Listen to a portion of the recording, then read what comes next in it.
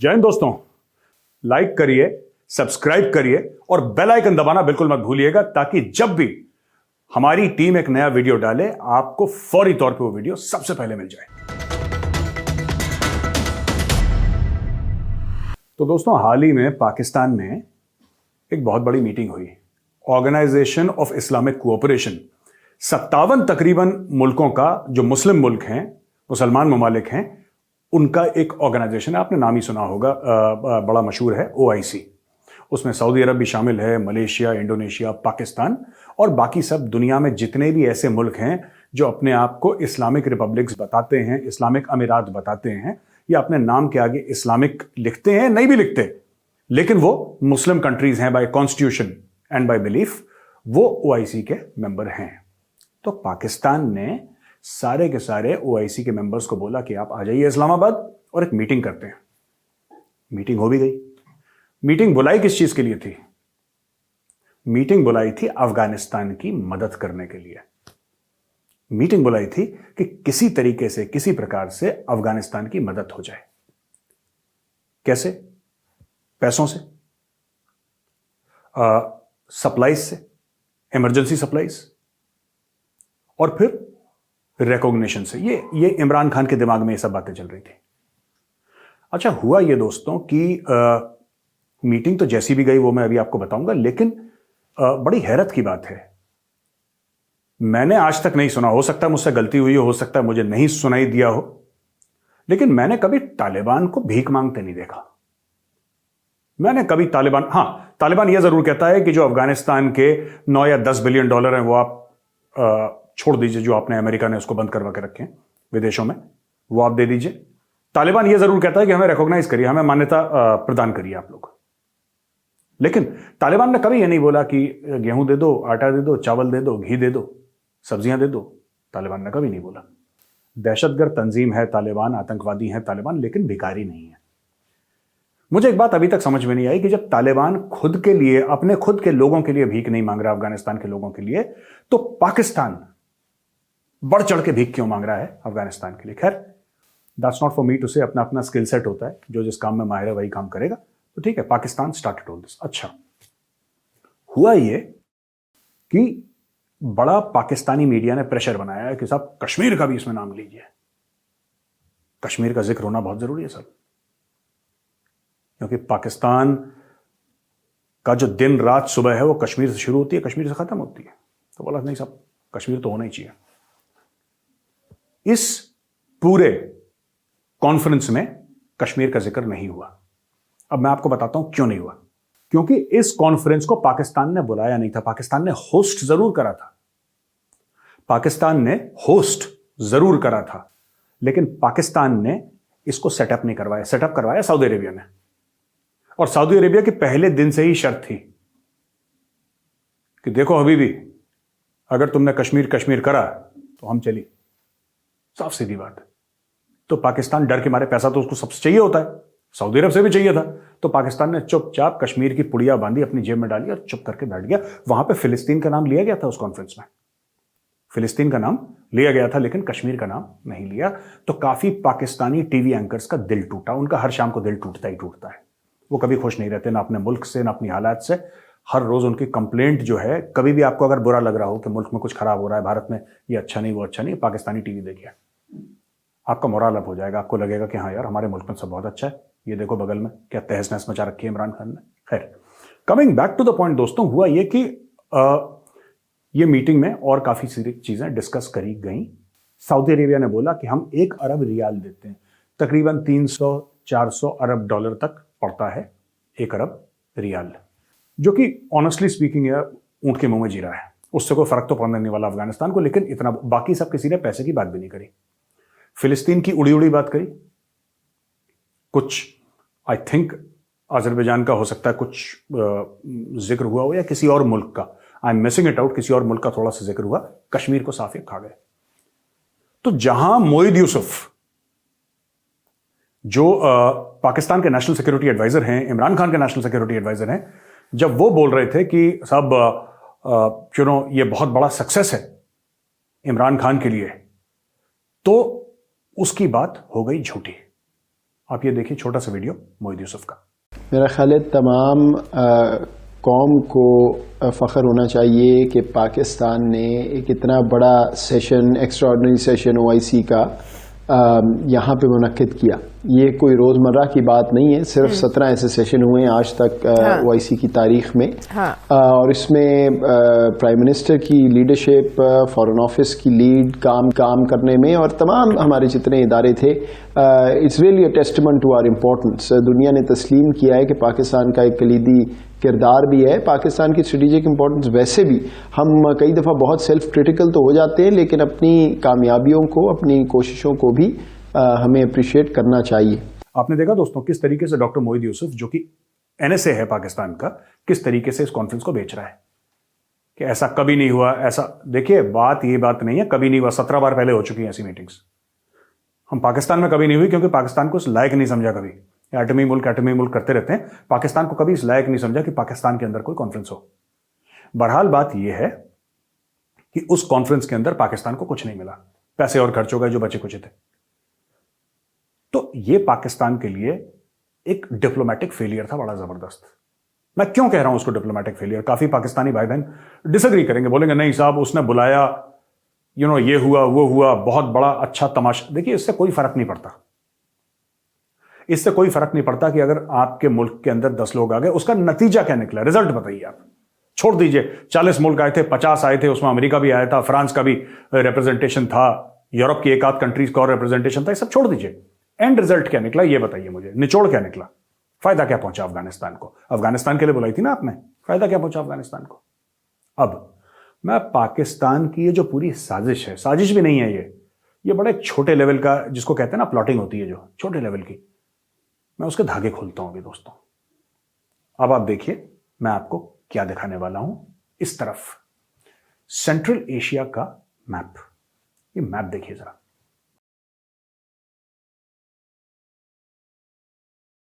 तो दोस्तों इस मैप पे देखिए पाकिस्तान के नेबर्स कौन है, पड़ोसी कौन है? Turkmenistan, Uzbekistan, Tajikistan, China, Pakistan, Iran, लगभग ये नेबर्स हैं। इसमें से तुर्कमेनिस्तान, उज्बेकिस्तान, तजाकिस्तान, पाकिस्तान और ईरान मुस्लिम मुल्क हैं, और ये OIC के ऑर्गेनाइजेशन ऑफ इस्लामिक कोऑपरेशन के मेंबर्स भी हैं। छोड़ के पाकिस्तान, कभी आपने और किसी मुल्क को जो कि पड़ोसी है अफगानिस्तान का, कभी आपने चीखते चिल्लाते देखा उसको? कभी चीखते चिल्लाते देखा आपको? पैसा दे दो, एड दे दो, गेहूं दे दो, अफगानिस्तान में लोग भूखे मर रहे हैं, ये बात सच है और उनको एड मिलनी भी चाहिए। लेकिन आपने कभी ईरान को देखा? इतना बड़ा मुल्क है, तेल से लबालब, सैंक्शंस हैं उसके ऊपर, लेकिन तेल से लबालब। आपने कभी तुर्कमेनिस्तान को सुना बोलते हुए? ईरान को सुना बोलते हुए?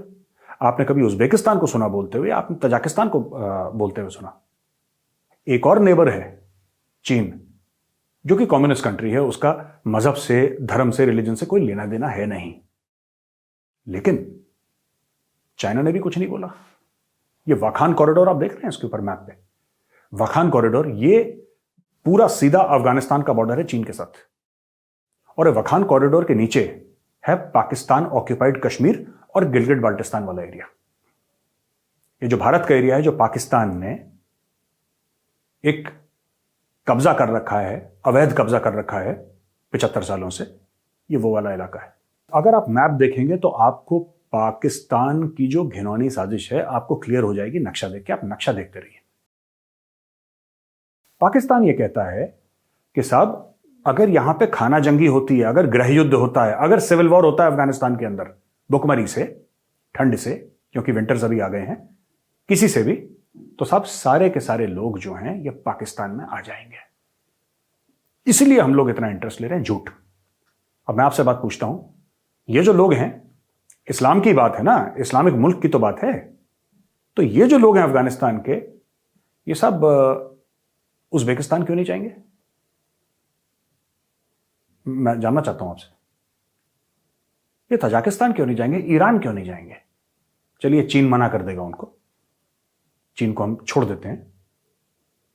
ये तुर्कमेनिस्तान क्यों नहीं जाएंगे? ये सिर्फ पाकिस्तान क्यों जाएंगे? बाकी कंट्रीज तो कुछ नहीं बोलती। कि हमें प्रॉब्लम हो गई, वो चुपचाप अपना काम कर रही है जो उनको करना है। ये पाकिस्तान को क्यों इतनी खुजली है दोस्तों, मैं आपको बताता हूं। ये पूरी जो मीटिंग करी गई है ना, ये ओआईसी मीटिंग नहीं है, ये कटोरा कॉन्फ्रेंस है। ये कटोरा कॉन्फ्रेंस है दोस्तों।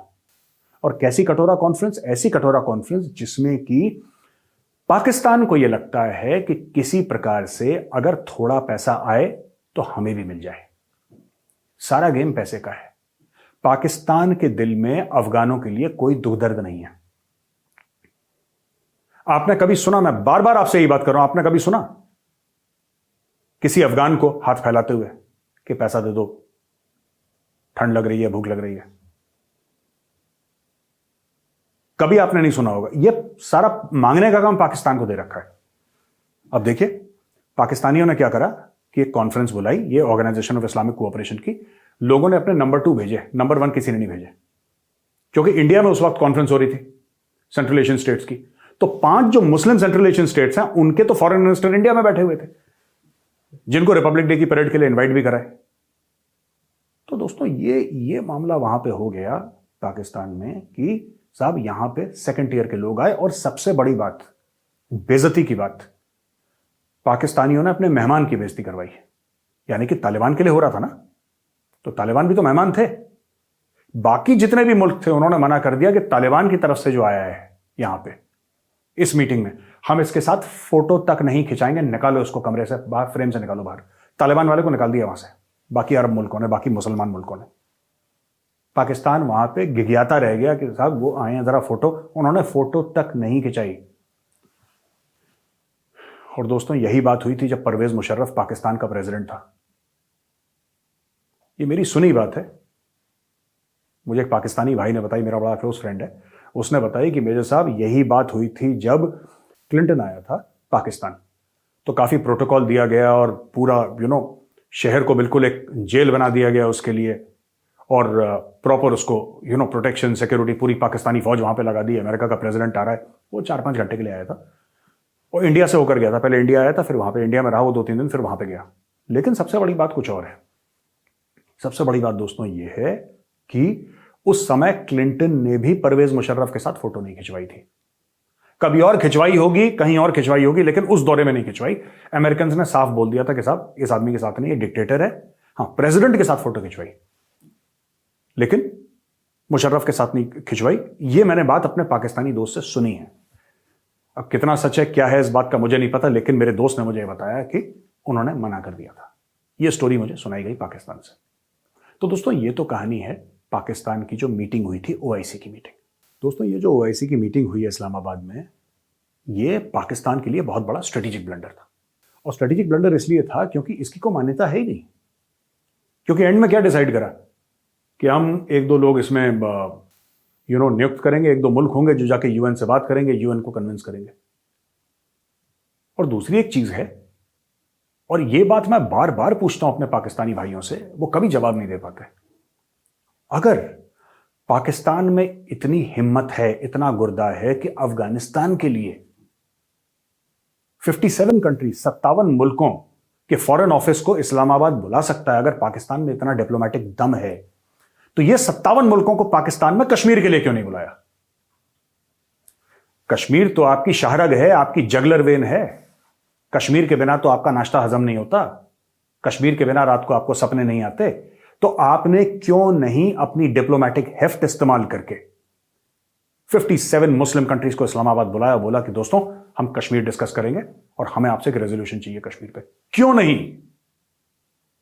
क्योंकि जैसा मैंने आपको पहले बताया दोस्तों, ये मीटिंग पाकिस्तान ने बुलाई ही नहीं थी, पाकिस्तान ने सिर्फ होस्ट करी है। और मुझे तो यह भी शक है कि इसके पैसे कहीं सऊदी अरेबिया ने ना दिया हो, पीठ पीछे पकड़ा दिया 15-20-25 मिलियन, इनको बिरयानी खिला देना जो लोग आए थे। It's entirely possible. जो कश्मीर कमेटी है, ऑर्गेनाइजेशन ऑफ इस्लामिक कोऑपरेशन में अलग अलग कर, फिलिस्तीन कमेटी है, कश्मीर कमेटी है। कश्मीर कमेटी का जो हेड है वो तैयब अर्दोगान है, जो कि प्रेसिडेंट है तुर्की का। पाकिस्तान जो बड़े कभी तुर्क बन जाते हैं ना, पाकिस्तान कभी ईरानी बन जाते हैं, कभी चाइनीज बन जाते हैं, कभी अमेरिकन बन जाते हैं, पाकिस्तानी कभी पाकिस्तानी नहीं बनता। आइडेंटिटी क्राइसिस है, पहचान का एक बहुत बड़ा फुकदान है पाकिस्तान में। कुछ समझ में नहीं आ रहा हम हैं कौन, तो अब ये पड़े तुर्की के पीछे। टर्की का जो प्रेसिडेंट है Erdogan, he is the chairman of the Kashmir committee of OIC। Turkey भी कुछ नहीं कर पाया, कश्मीर का जिक्र नहीं हुआ। और यह सब चल ही रहा था, ये दिल में दुख जो था पाकिस्तान के कि कश्मीर का नाम तुर्की ने नहीं लिया और तुर्की ने धोखा दे दिया, तब तुर्की का एक दूसरा बड़ा धोखा सामने आया। धोखा मैं कोट अनकोट कह रहा हूं, आप समझ लीजिएगा। धोखा क्या था? धोखा यह था कि तुर्की ने भारत को 100 ड्रोन बेच दिए। बेच के दिए। वो जो कंपनी है तुर्की की, उसमें 30% एक इंडियन कंपनी है DCM श्रीराम, उसके शेयर्स हैं। तो 30% तो इंडियन है वो कंपनी, उसके शेयर्स हमारे पास पड़े हुए हैं इंडियन कंपनी के पास। तो उसने 100 ड्रोन इंडिया को बेच दिए। अब ऑब्वियस सी बात है कि वो ड्रोन पाकिस्तान बॉर्डर पे भी उड़ाए जाएंगे, चाइनीज बॉर्डर पे भी उड़ाए जाएंगे, हर जगह उड़ाए जाएंगे। लेकिन ये बात सच है। तो दोस्तों, आपने देखा तुर्की ने भी ड्रोन भेज दिया। अच्छा, पाकिस्तानी बड़े दुखी हो गए। पाकिस्तानी इतने दुखी हो गए दोस्तों, इतने ज्यादा दुखी हो गए कि पाकिस्तानी कह रहे हैं तुर्की ने हमारे पीठ में खंजर घोंप दिया। इनको अभी तक एक बात यह समझ में नहीं आई कि तुर्की जो कश्मीर कश्मीर करता है, ये ऊपर से जैसे मिठाई के ऊपर वर्क होती है ना, एक सिल्वर फॉइल होता है, ये वर्क है। ये असली में मिठाई थोड़ा है। तुर्की का दिमाग खराब है कि तुर्की कश्मीर कश्मीर करके भारत से पंगे लेगा। भाई आप एक बात बताइए, तुर्की को पाकिस्तान से मिलना क्या है? एंड में जो मुल्क होते हैं दोस्तों, वो तो यही बोलते हैं ना कि भाई आप मुझे क्या दे सकते हैं, मैं आपको क्या दे सकता हूं। तुर्की को पाकिस्तान से मिलना क्या है? दुआएं मिल सकती हैं बस। फकीर दुआएं देता है, नोट कौन दे सकता है? खजूर। खजूर तो हम ही देंगे, वो तो पाकिस्तान के पास है नहीं।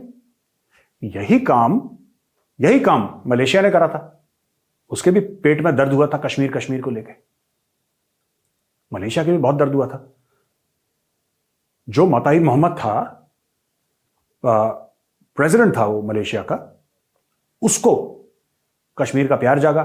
इंडिया ने पाम ऑयल इंपोर्ट बंद कर दिया। 2 हफ्ते के अंदर घुटने पे आ गया। वो भूल गया कश्मीर है किधर, इंडिया में है, पाकिस्तान पे है, चांद पे है। तो ये इंडिया की फॉरेन पॉलिसी जबरदस्त चल रही है। जो मुंह खोलेगा उसको टाइट कर दो। तुर्की की इकोनॉमी बहुत खराब है।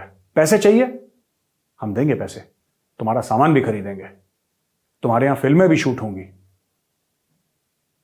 क्यों? यही चाहिए ना अपनी इकोनॉमी ठीक करने के लिए। भेजेंगे, वेडिंग्स होंगी, इंडियन वेडिंग्स टर्की में, बड़ी बड़ी फिल्में, बिग बजट की फिल्मों की शूट्स होंगी वहां पे।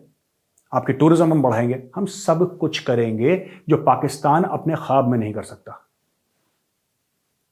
पर धीरे धीरे धीरे तुर्की को भी समझना पड़ेगा कि all this comes at a cost. ये जो पैसे हम देंगे ना, उसकी कीमत है। There is nothing called a free lunch. और फ्री लंच तो खैर पाकिस्तान को बहुत पहले समझ में आ गया, अब तुर्की को भी समझ में आ गया। There is nothing called a free lunch. हाँ, छोटा मोटा चुटपुट जब दिल में या पेट में कश्मीर का दर्द हो बोल लो, लेकिन एंड में रहना इंडिया के साथ, क्योंकि पैसे यहां से आने हैं। पाकिस्तान कभी किसी का आज तक भला नहीं करा पाकिस्तान ने, पाकिस्तान भला कर भी नहीं सकता। तो दोस्तों, यहां आपने देखा तुर्की ने पाकिस्तान के साथ क्या करा और पाकिस्तान को दिया क्या। हमें तो ड्रोन दिया, हमने खरीद लिए। पाकिस्तान को बोला कि एक ड्रामा है अर्तुगरुल गाजी, तुम वो देखो। और पाकिस्तानी पागल हो गए बिल्कुल ड्रामा देख के। इंडिया में भी कुछ लोग पागल हो गए, लेकिन पाकिस्तान में तो पूरा का पूरा पाकिस्तान, जिसको हिंदी में कहते हैं ना बावला हो गया। पूरा पाकिस्तान बावला हो गया। अर्तुगरुल गाजी, ये इमरान खान ने झूठ बोला। इमरान खान ने अपनी कौम को यह बोला कि यही अगर आपको इस्लामिक इतिहास पढ़ना है या समझना है तो यह ड्रामा देखिए आप, टीवी ड्रामा। तो सब लोगों ने अर्तुगरुल गाजी देखा, पाकिस्तानी खुश हो गए कि हम भी ऐसी हैं, हम भी तुर्क हैं, हम भी घोड़े पे आएंगे, हम भी तलवार लहराते हुए आएंगे। पर मैं पाकिस्तानी भाइयों बहनों को यह बोलना चाहता हूं कि देखो यार, ऐसा है कि तलवार तुम्हारी गिरवी और घोड़ा बिक गया।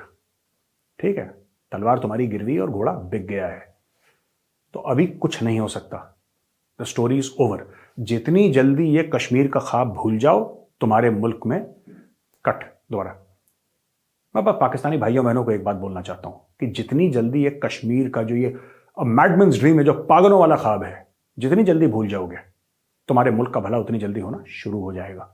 ये जो बेड़ा गर्क हो रखा ना मुल्क का, ये इसीलिए जिहाद लड़ेंगे, जिहाद फी सबीलिल्लाह और लाल किले पे परचम लहराएंगे। ये जो पागलों वाले ख्वाब हैं, ये तुम्हारे मुल्क को डुबा रहे हैं।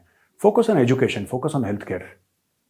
हो सकता है किसी दिन, आज नहीं, आज से 20 साल के बाद, अगर आज से अपना केबला दुरुस्त कर लिया तो हो सकता है कि 20 साल के बाद आप लोग भी ये बात कह सकें कि ट्विटर का CEO पाकिस्तानी। लेकिन मुझे लगता है again it's a fools dream क्योंकि आपकी नस के अंदर जिहाद इतना भर चुका है, इंडिया हेट्रेड इतना भर चुका है कि वही घोड़ा, वो किराए की तलवार या वो मॉर्गेज्ड जो तलवार है और बिका हुआ घोड़ा, उसी पे लाल किले पे परचम लहराओगे सब्स। देख लेते हैं, लहरा लेना। दोस्तों, अंत में मैं यही कहना चाहूंगा कि ये जो OIC की कॉन्फ्रेंस थी, ये फेल हो गई। पाकिस्तान के बचे कुचे पैसे भी खर्च हो गए और इससे हासिल कुछ नहीं हुआ। अभी तो वो अंडरस्टैंडिंग है कि 1 अरब रियाल यानी कि 350-400 मिलियन US डॉलर्स अफगानिस्तान जाएंगे। कैसे जाएंगे? वहां पे तो बैंकिंग सिस्टम ठप है। अफगानिस्तान में अगर किसी को पैसा भेजना है तो कैसे भेजे? वायर ट्रांसफर हो नहीं सकता। किस प्रकार से अफगानिस्तान पैसे भेजेंगे? सऊदी अरेबिया या कोई भी और मुल्क? तो किसी भी और मुल्क ने ज्यादा इंटरेस्ट इसमें लिया नहीं, लोग आ गए और चुपचाप वापस चले गए। ये पाकिस्तान की जो OIC कॉन्फ्रेंस थी, this was an utter failure. Thank you for watching दोस्तों, बहुत बहुत धन्यवाद आपका।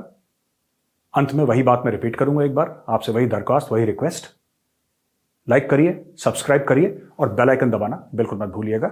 जय हिंद।